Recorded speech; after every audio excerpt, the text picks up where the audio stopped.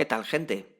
Si alguna vez has oído decir que el rol es malo, pues quédate en este vídeo que te voy a hacer cambiar de opinión.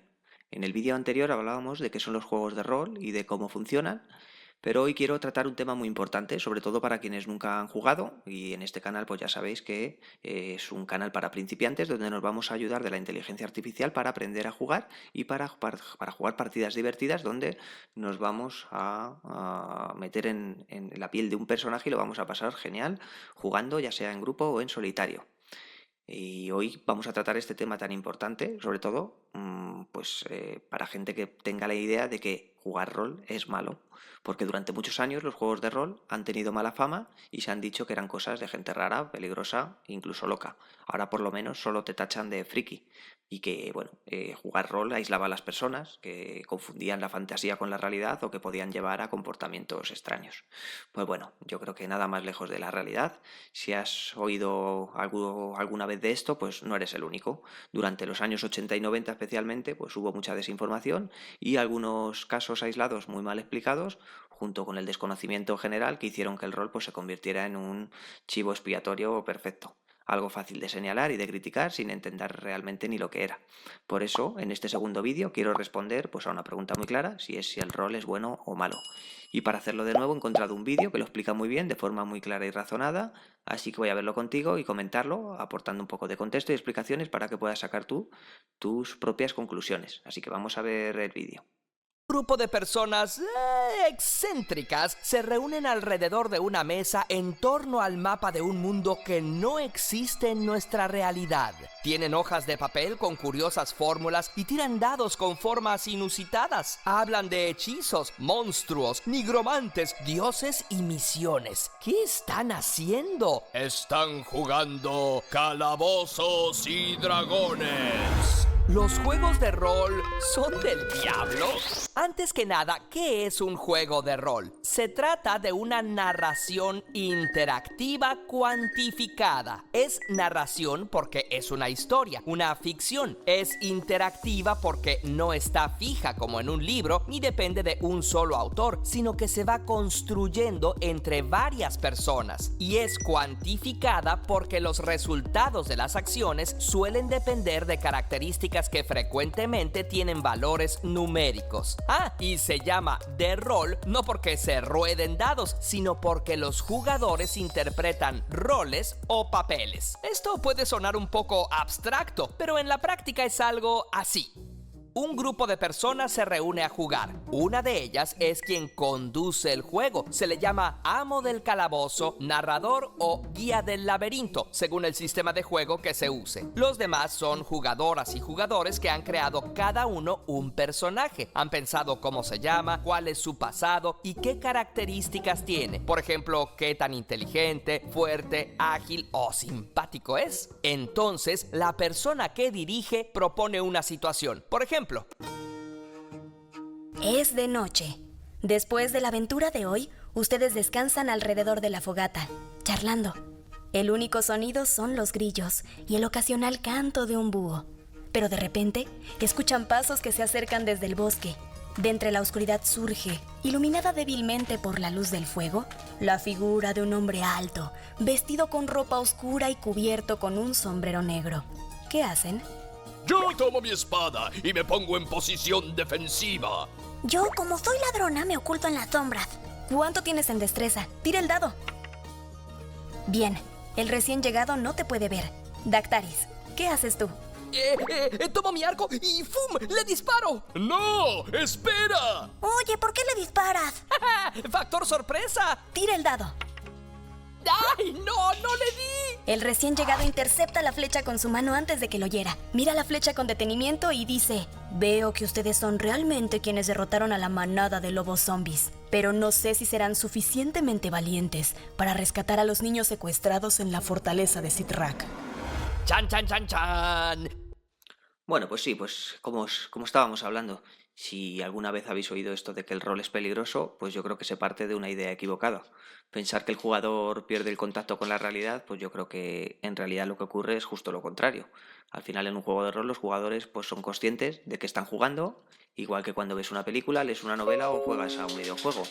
La diferencia es que aquí participas pues activamente en la historia. El rol no te desconecta del mundo, todo lo contrario, te obliga a pensar, a decidir, a hablar con otras personas. En este caso, pues bueno, va a ser con una inteligencia artificial, pero te va a enseñar a resolver situaciones y para nada es una experiencia pasiva, sino que es una experiencia totalmente creativa. Así que bueno, yo creo que una de las grandes virtudes de rol es que es que desarrolla la imaginación, la creatividad, que tienes que imaginar escenarios, personajes, problemas y a esos problemas buscarle una solución. Así que no hay una única respuesta correcta y eso es esa es la gracia. Eso fomenta al final pues tener un pensamiento flexible. Además de que el rol va a mejorar la comunicación. Durante una partida tienes que hablar constantemente o escuchar lo que te digan. Con nosotros, con la inteligencia artificial, pues vamos a tener que estar leyendo, vamos a tener que negociar y diréis, uy, con la inteligencia artificial vamos a poder hacer eso. Pues creedme que os vais a sorprender, ¿vale? De cómo y de lo bien que nos puede hacer jugar las partidas de rol un máster que sea la inteligencia artificial y nos va a enseñar paso a paso a jugar, a negociar, a cooperar y va a ir explicando todas las ideas del juego. Así que bueno, yo no lo veo para nada que pueda ser negativo, sino todo lo contrario. Así que bueno, vamos a ver un poquito el vídeo.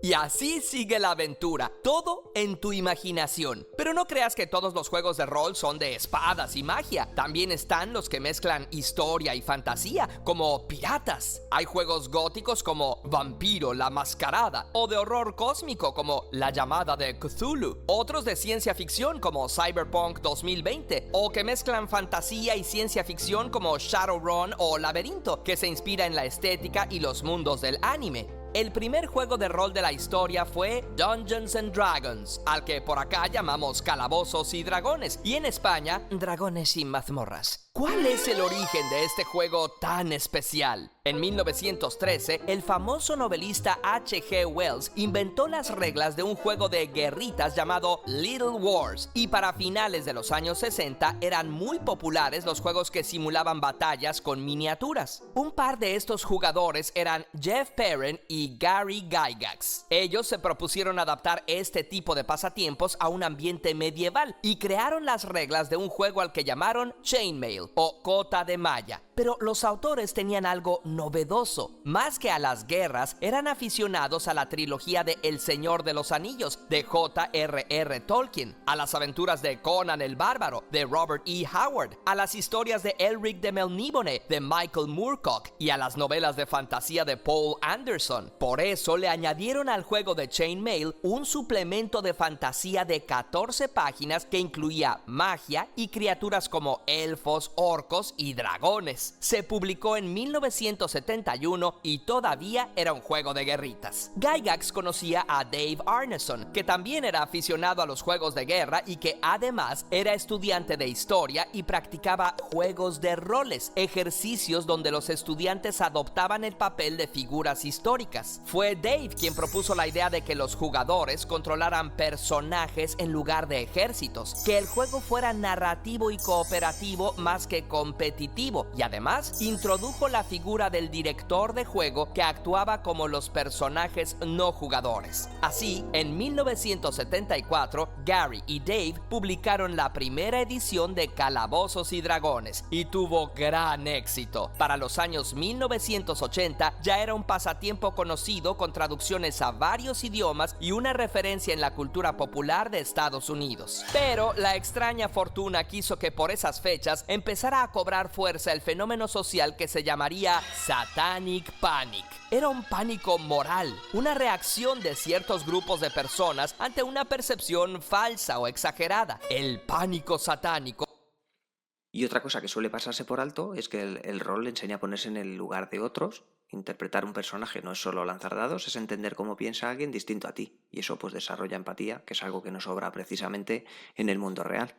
Además, también ayuda a perder la vergüenza. Muchas personas tímidas encuentran en el rol un espacio seguro donde expresarse, hablar en público y ganar confianza poco a poco, sin juicios y prejuicios. Así que bueno, cuando se habla si el rol es bueno o malo, pues rara vez se mencionan sus aplicaciones educativas. Hoy en día se utiliza en colegios, universidades, en terapias, se usa para enseñar historia, idiomas, trabajo en equipo, resolución de conflictos, incluso habilidades sociales. Así que yo creo que si el rol fuera algo peligroso o dañino, pues no estaría presente en tantos entornos educativos y profesionales. Y por supuesto, como cualquier afición, el rol puede ser malo si se usa mal. Pero esto ocurre con absolutamente todo, con los videojuegos, con el deporte, con las redes sociales o incluso con el trabajo. El problema nunca es la actividad en sí, sino el uso que se haga de ella. Por lo que el rol bien entendido es una herramienta, yo creo, increíble para aprender, para crear y compartir experiencias con otras personas. Y aquí es donde en este canal pues quiero aportar algo más. Con la ayuda de la inteligencia artificial pues vamos a poder hacer que el rol sea aún más accesible, más didáctico y más fácil de entender para todo el mundo. Un asistente que explique, que te acompañe y que ayude a aprender sin miedo y sin ningún tipo de prejuicios. Continuamos y terminamos de ver el vídeo.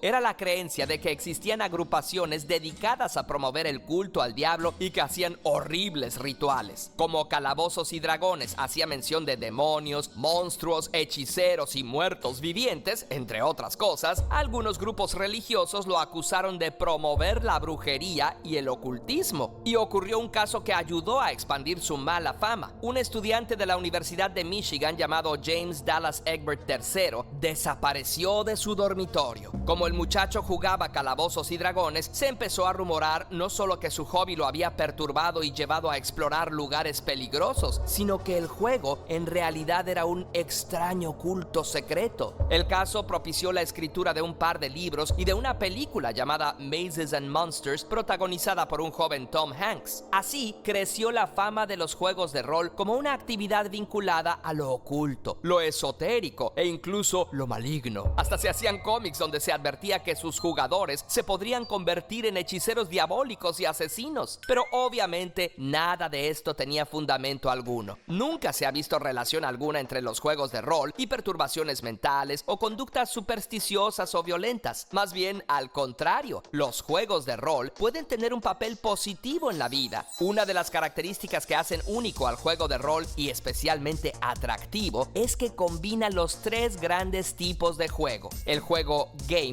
en el que se busca la victoria mediante la aplicación de acciones estratégicas, como lo son el ajedrez y los deportes, pero con un fuerte énfasis en la cooperación por encima de la competencia. El juego gamble, donde el factor de éxito lo determina el azar. Y el juego play, en el que actuamos o interpretamos personajes como cuando somos niños y representamos escenas de aventuras, de policías y ladrones, o jugamos a la casita. Según Lawrence Schick, practicar juegos de rol tiene las siguientes ventajas en el desarrollo cognitivo, especialmente de adolescentes. Son un entretenimiento activo y no pasivo, a diferencia de la televisión o ver videos, por ejemplo. Ofrecen un incentivo para aprender lo que se necesite para lograr el éxito. Alientan el pensamiento y estimulan la imaginación, exponiendo a los jugadores a situaciones que no encontrarían en la vida real. Promueven la colaboración y el trabajo en equipo. Enseñan modos alternativos de interacción social. Fomentan habilidades de resolución de problemas. Además, otros autores enfatizan la función catártica que ofrecen los juegos de rol. Como el teatro, permiten la expresión de emociones y hasta una posible sanación psicológica. Claro, todo dependerá del tipo de aventuras que se jueguen, de la interacción entre los jugadores y de la actitud de cada uno ante el juego. Pero con confianza podemos decir que los juegos de rol, por supuesto que no son malvados y más bien pueden constituir una actividad sana, constructiva, divertida e incluso liberadora.